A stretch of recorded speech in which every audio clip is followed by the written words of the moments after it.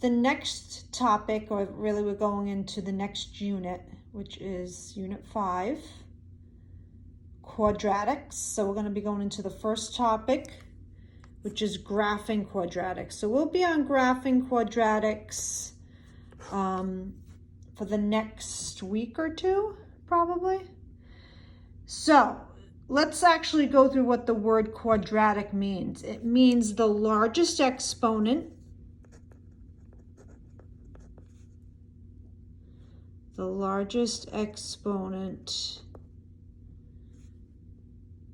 in the expression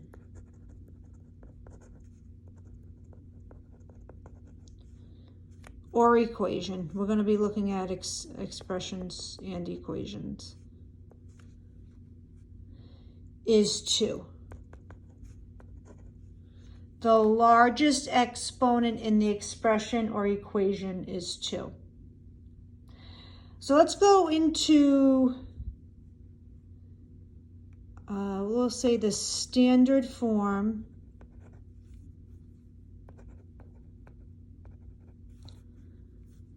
of a quadratic equation.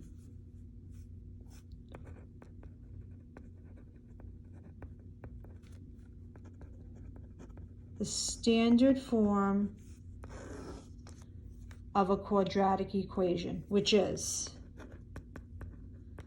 ax squared plus bx plus c. So I just said quadratics means the largest exponent in the expression or equation is 2. So really A, B, and C are numbers. Right now they're letters, but they do represent numbers. You're not going to actually see A, B, and C in the equations we're going to be doing today. They'll be numbers. This first term, since it has an exponent of 2, that is your quadratic term. Just an x, like it has here, that bx, that is your linear term. So if it has an exponent of 1, which it does here, that's x to the first power, that means it's a linear term. And then this last term doesn't have an x at all. We call that the constant. So we've got the quadratic term because it has an exponent of 2. The linear term, which has an exponent of 1 on the x. And then the last term doesn't have an x at all. We call that the constant. Okay, so I've got 4 problems to do. We are going to be doing, I'm going to ask you to graph. Once we graph, I'm going to ask you to state the vertex. If we forgot what a vertex is, I'm going to be going over that.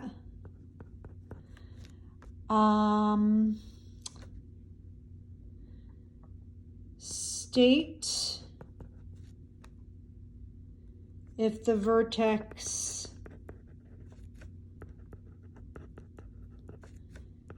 is a maximum or minimum point. Oops, maximum or minimum. All right, those are going to be the directions. Same thing for your classwork today. Graph, state the vertex, state if the vertex is a maximum or minimum. So you've got 3 things to do. So let's take a look at number 1. This is a very standard quadratic equation. So when we don't know how to graph something, we use a table. So that's what we're going to be doing here. We're going to set up a table. Now, because the x is squared, we're going to be substituting in positive and negative values. So for all the problems we're going to be doing for the next few days, we're going to be using -2, -1, 0, 1, and 2. Those are the 5 values that you're going to be substituting in for x. That's not going to change. -2, -1, 0, 1, and 2. So let's take that -2 and substitute in. So -2 squared is a +4. So this is my x value for my ordered pair. That is my y value. So it's negative 2, 4. Then I'm going to take negative 1, substitute it in for x. Negative 1 squared is 1. Let's substitute in 0. 0 squared is 0, so that's giving us 0, 0. I'm going to substitute in 1. 1 squared is 1. And then I'm going to substitute in 2. 2 squared is 4. Now you should notice something here. I'm hoping you do. If I take a look at my y values, they are repeating. This is kind of my center, and then these numbers are the same, and then these numbers are the same. They have to be. If they're not, you've done something wrong, okay? So these numbers in the y value, in the y column, have to repeat. If they don't, you've done something wrong. Okay, let's graph it. All right, I'm going to take these 1, 2, 3, 4, 5 ordered pairs and graph it. So I've got negative 2 and positive 4. 1, 2, 3, 4. And this is what I said in Google Meets on Tuesday. You're going to have to kind of draw these freehand because I would pass out graph paper, and that's obviously not going to happen. So you're going to have to kind of draw these freehand unless you've got graph paper at home.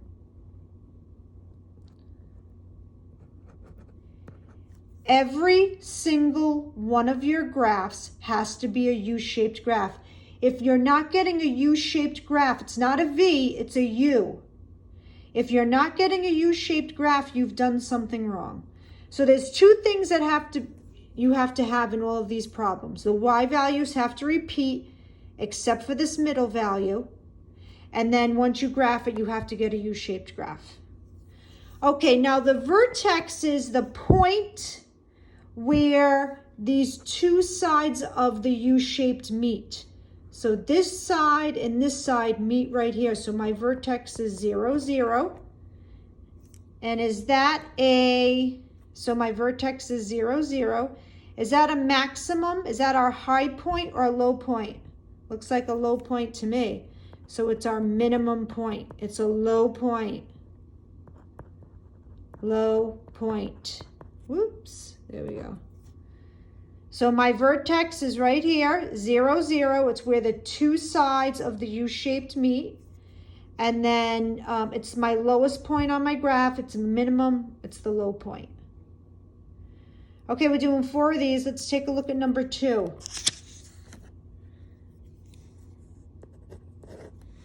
So number 2, I've got f of x. Now remember, f of x means y.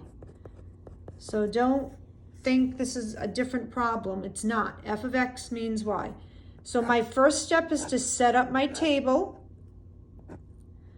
I've got my x and y column. Instead of f of x, I'm going to put y. It means the same thing. I am going to use the same 5 values.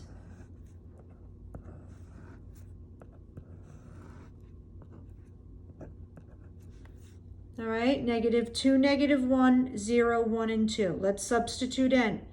So I'm going to take that -2, plug it in for x. -2 squared is a positive 4. 4 plus 1 is 5. I've got -2, 5. Then I'm going to substitute in -1. -1 squared. I'll put it over here. -1 squared plus 1. That's giving us 1 plus 1. That's giving us 2. So -1, 2. Then I'm going to substitute in 0. 0 squared plus 1 is 0. 0 plus 1 is 1. Now from here, these values should match these values up here. Let's see. If I substitute in 1, 1 squared plus 1, 1 plus 1, that's giving us 2. That means these two match. I'm getting 1, 2. Let's substitute in 2. 2 squared plus 1, 4 plus 1, that's giving us 5. Perfect.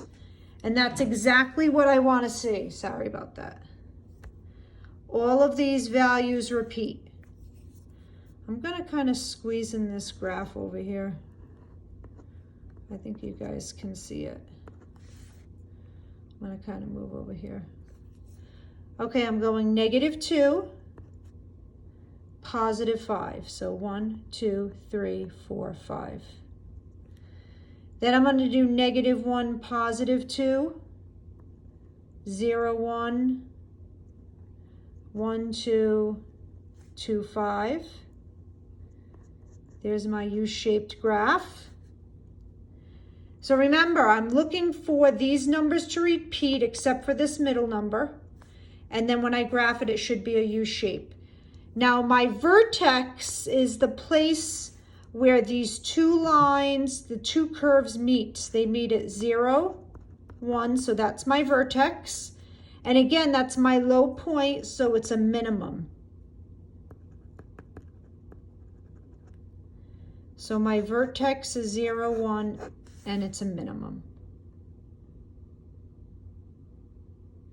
Okay, let's take a look at number 3. We got 2 more to do. Number 3, I've got g of x is equal to -x squared plus 3. So I'm wondering if you can see what the difference here is between the first 2 and number 3. Now I've got this negative. So the way I do this, same, I'm still going to set this up. Instead of g of x, I'm going to put y equals, I'm going to put really a -1 there. You don't see that 1, but it really is a 1. It's really -1. So I've got -2, -1, 0, 1, and 2. All right, now you have to be very careful with this. I'm going to take this -2 and substitute in there. -2 squared is a +4. 4 times -1 is a -4. So again, -2 squared is a +4. 4 times -1 is a -4. -4 plus 3, that's giving us a -1. Let's see. I'm not going to write the ordered pair. It should be -2, -1. I'm just running out of space. I didn't plan that very good, but anyway. All right, let's substitute in -1. -1 squared is a +1. +1 times -1 is a -1. Plus 3, that's giving us 2. 0 squared is 0. 0 times -1 is 0. Plus 3, that's giving us 3. 1 squared is 1. 1 times -1 is -1. -1 plus 3 is 2. And then if I substitute in 2, 2 squared is 4. 4 times -1 is a -4. Plus 3, that's giving us a -1. And if you see, these values match these values, which is exactly what I want. Now it's graphing time. Our graph is going to look different because of this negative that's out in front. So let's graph it. -2, -1. I've got -1, -2. Whoops, this should be down here. Get rid of that point. I've got 0, 3. If you can get rid of that point, that shouldn't be there. Whoops, there we go. I've got 1, 2, and then 2, -1. There's my U-shaped graph, and it's upside down. This one is going up, this one's opening down because of this negative. So when you see a negative out in front of that x squared, that means the graph's going to be opening down. So my vertex here, where the two sides of the U-shaped meet, is up here. So it's 0, 3, that's my vertex.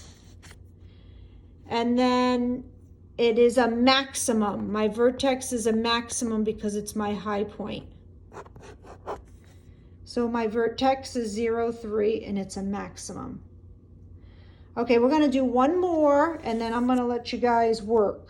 Let's try to squeeze it in. Actually, I'm not. Let's do it on the back side. There's just not enough space. Okay, number 4, last one. I've got y is equal to negative 2x squared minus 1. So let's set up our table.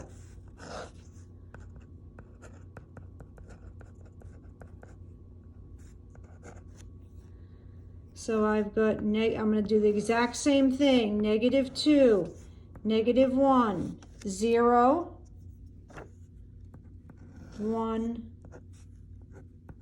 and 2. Negative 2 is negative 1, 0, 1, and 2. Let's substitute in. Negative 2 squared is 4. 4 times negative 2 is negative 8. Negative 8 minus 1 is negative 9. So I've got negative 2, negative 9.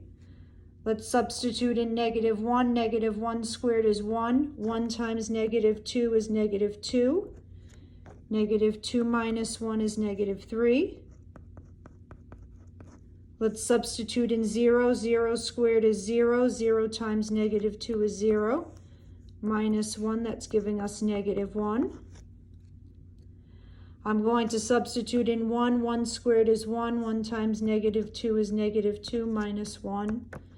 That's giving us negative 3. And then 2 squared is 4. 4 times negative 2 is negative 1. Negative 2 squared is 4.